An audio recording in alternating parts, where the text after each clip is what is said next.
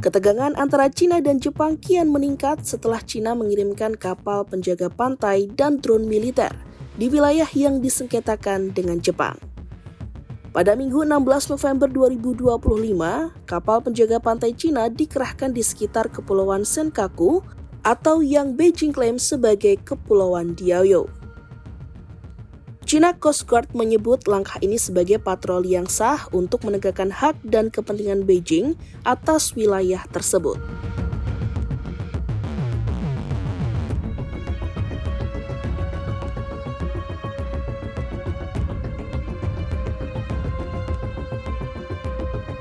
Selain mengirim kapal, China juga mengoperasikan drone militer yang terbang di sekitar wilayah udara timur laut Jepang.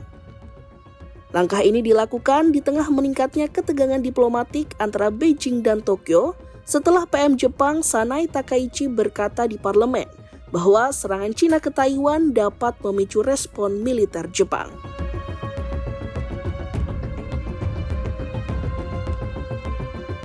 Dalam 24 jam terakhir, Kementerian Pertahanan Taiwan mendeteksi 30 pesawat militer, 7 kapal perang, dan 1 kapal pemerintah Cina di sekitar wilayahnya. Peta pantauan Taiwan menunjukkan 3 drone Cina melintas di antara Taiwan dan gugusan Pulau Jepang. Drone-drone tersebut bahkan mendekati Yonaguni, wilayah Jepang yang paling dekat dengan Taiwan. Taipei menilai manuver tersebut sebagai patroli tempur gabungan yang bertujuan untuk menekan ruang udara dan laut Taiwan. Merespon hal tersebut, militer Taiwan mengerahkan pesawat tempur dan kapal untuk memantau pergerakan Cina.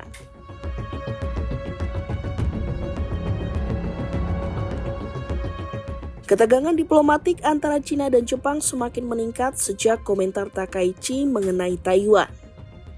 Beijing kemudian memanggil Duta Besar Jepang untuk pertama kali dalam lebih dari 2 tahun dan menegaskan bahwa campur tangan Jepang dalam isu Taiwan akan menghadapi kegagalan.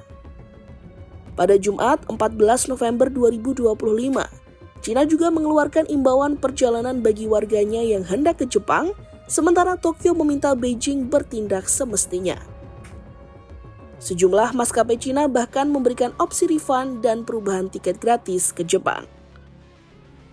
Tak hanya itu, Cina mengimbau calon mahasiswa untuk mempertimbangkan kembali rencana belajar di Jepang dengan alasan situasi keamanan yang tidak stabil. Meskipun bukan larangan resmi, kebijakan ini bisa berdampak pada jumlah mahasiswa Cina di Universitas Jepang. Sementara itu, media pemerintah Cina mengecam pernyataan Takaichi sebagai tindakan politik berbahaya.